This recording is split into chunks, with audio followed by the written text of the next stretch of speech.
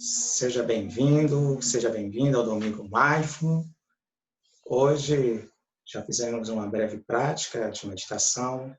Não gravei essa prática porque vocês têm aqui no nosso canal do YouTube, no Universo Mindfulness, diversas meditações que vocês poderão fazer depois. Deixarei apenas gravado essa mini palestra falando como vencer os ataques do pânico.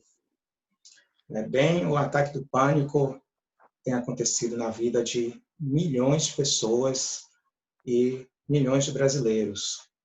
Haja visto que o nosso país é o campeão em problemas com a ansiedade. De cada 100 pessoas, 9 brasileiros têm algum problema relacionado à ansiedade. Logo, não é estranho de ver muitas pessoas interessadas a respeito deste tema.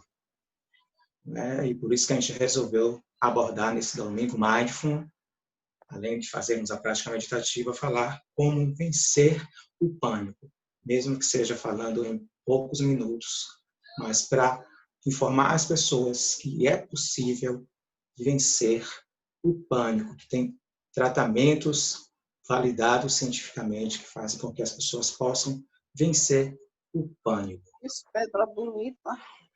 Bem, os ataques do pânico, para ser considerado, você tem que ter pelo menos 4 de 13 sintomas que compõem os ataques do pânico. Você tem um medo de morrer, medo de enlouquecer, sensação de que vai desmaiar, coração batendo forte, ondas de calor, tremores, sensação de desmaio, falta de ar. Você tem um leque de vários sintomas e basta você ter apenas 4 desses sintomas que eu citei, fora os que eu não mencionei. 4 acontecendo ao mesmo tempo para ser considerado um ataque do pânico. Ele acontece nos transtornos de ansiedade, como as fobias de modo geral, como falar em público, por exemplo, que é uma fobia social. O ataque do pânico pode acontecer, mas nas fobias você tem que ter a situação, evento ou objeto temido para o ataque do pânico acontecer. Uma pessoa que tem medo de falar em público, ela não vai ter ataque do pânico do nada. Ela vai ter ataque do pânico em circunstâncias onde ela se sinta avaliada ou que ela acha que vai ser avaliada de uma maneira negativa, ou ser criticada, ser observada de uma maneira que seja criticada por terceiros. Aí ela pode, ao entrar nessa situação, como falar na faculdade, ter que falar em uma reunião de trabalho, ela pode entrar em pânico devido a essa situação que ela tanto teme de se expor e de ser criticada em público. E o ataque do pânico pode acontecer devido a uma crise de abstinência de alguma droga, a pessoa está muito tempo sem consumir álcool, maconha ou cocaína, e aí muitas horas sem o consumo ela pode ter um ataque devido a essa abstinência, ou por alteração hormonal, uma crise de hipotireoidismo, alguma alteração de hormônios também pode possibilitar o ataque do pânico. Por isso, é claro, é importante fazer uma série de exames laboratoriais, porque pode indicar alguma alteração hormonal. E, é claro, como em muitos sintomas aparece a questão do coração batendo forte, é muito comum a pessoa receber essa hipótese diagnóstica de que ela tem problemas de transtorno do pânico, que é um dos transtornos de ansiedade que acontece, o ataque do pânico. Nesse caso aí não tem um evento, não tem um objeto temido, mas o objeto temido acontece dentro do próprio corpo, que é o medo, dos próprios sintomas, das próprias sensações corporais. Então, neste caso, a pessoa recebe a primeira hipótese numa emergência, e geralmente essa emergência é uma emergência cardiológica, faz o eletro, vê que o funcionamento está normal, e aí ela é orientada a procurar um médico, a um psiquiatra para poder ver o que está acontecendo, o médico clínico passa exames para ver se tem a questão hormonal e etc. E quais são as causas que dão origem e mantêm, no caso, o transtorno do pânico, né? Focalizando aqui os ataques do pânico dentro do contexto do transtorno do pânico. Tem a questão da herança genética, pessoas que têm parentes, principalmente pais, irmãos, que têm transtorno do pânico, elas têm mais chances de desenvolver. Não quer dizer que é uma sentença matemática. Meu pai tem, minha mãe tem, eu vou ter. Não é isso. Aumenta as chances em relação à população em geral que não tem parentes que tenham desenvolvido algum transtorno de ansiedade ou transtorno do pânico. Se teve uma educação muito rígida e pais muito superprotetores, isso também aumenta a possibilidade. E ter tido um evento muito estressante nos últimos 12 meses. Por exemplo, ficou desempregado, né, em um emprego que gostava muito, de repente a empresa faliu, ou, no caso, passou por um processo de divórcio nos últimos 12 meses, perder um ente querido, um pai, a mãe, um irmão, um filho, algum evento que foi muito estressante. E ter também, dentro da sua personalidade, traços de ansiedade ou passividade, perfeccionismo na sua personalidade. Isso também favorece. Então, isso tudo entra como um terreno fértil, né? Digamos assim, herança, teve uma educação muito rígida, traços de ansiedade, passividade, perfeccionismo na personalidade. Isso entra como terreno fértil.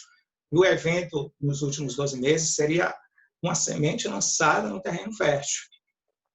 E interpretar de uma forma catastrófica as sensações corporais, né? Alteração no batimento cardíaco, falta de ar, sensação de sufocamento. Interpretar isso como uma coisa, como se algo terrível fosse acontecer, como uma morte iminente, um infarto, seria o fator de manutenção dos ataques do pânico.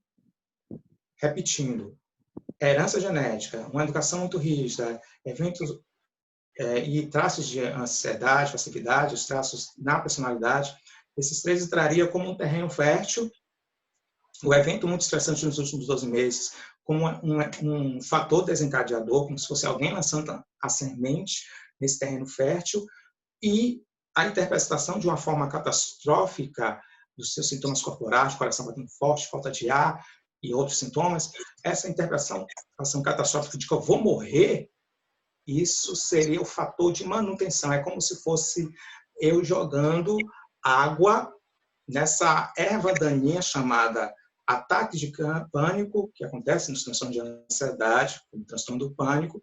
Isso seria um fator. Se eu corto, se eu começo a interpretar de outra forma os sintomas que acontecem comigo, por mais que eu tenha um terreno fértil, como herança genética, educação rígida, traços na minha personalidade ou eventos estressantes nos últimos meses, por mais que eu tenha isso, se eu começo a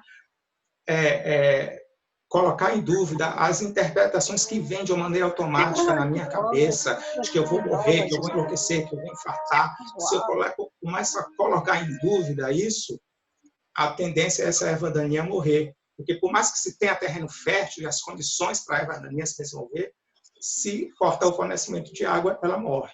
Então, é aí que atua o tratamento da psicoterapia, que é cortar esse fornecimento de água, fazer com que a pessoa comece a colocar em dúvida esses pensamentos catastróficos. Controlar pensamento não tem como. A gente tem mais de 20 mil, 30 mil pensamentos por dia, e boa parte deles são negativos. Boa parte desses pensamentos são negativos, não tem como eu controlar. Assim como um pescador no mar, no meio de uma tempestade, ele não tem como controlar as ondas, as correntezas marítimas, os ventos e a chuva, mas ele tem como focar no barco e ajustar para que enfrente a tempestade e leve o pescado até a praia. Ele tem como fazer isso. Então, na psicoterapia, a pessoa vai aprender a lidar com esses pensamentos de que vai morrer, de que vai enlouquecer, que vai infartar, colocando esses pensamentos em dúvida e focando, assim, no que ela quer, que é a sua saúde emocional, a sua qualidade de vida, não deixando de fazer aquilo que importa para ela. Se ela gostava de ir para o cinema, quando retornar do caso da pandemia, porque a gente está fazendo a gravação no tempo da pandemia, ela vai voltar a frequentar o cinema no momento que esteja com segurança de frequentar o cinema, ir para o shopping, começar a enfrentar os seus medos.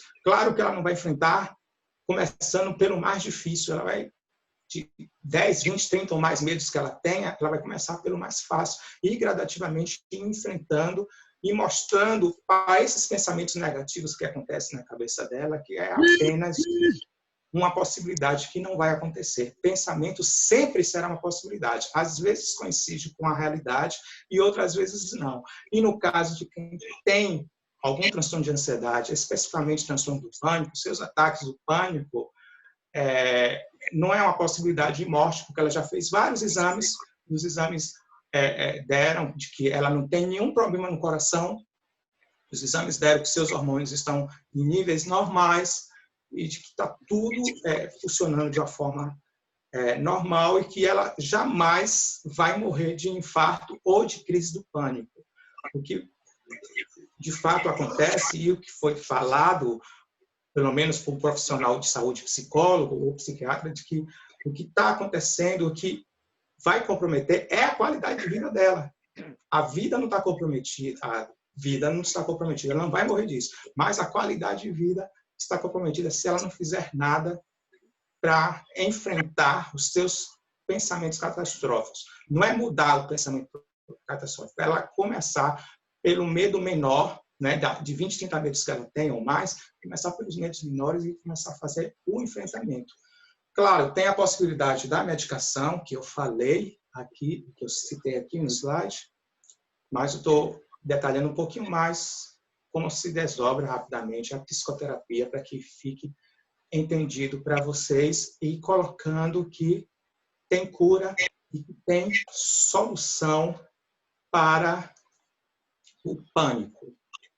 Eu quis fazer essa explanação de uma forma rápida, né, para que você pudesse ver de uma forma resumida que é possível e que você pode ter vários fatores predisponentes, um terreno fértil para desenvolver transtornos de ansiedade e ataques do pânico dentro dos transtornos de ansiedade, como no transtorno do pânico. Você, apesar de ter um terreno fértil, de ter algum evento que desencadeou todo esse processo, eu posso cortar a erva daninha, ou melhor, cortar o fornecimento de água que mantém essa erva daninha, ou seja, os ataques do pânico durante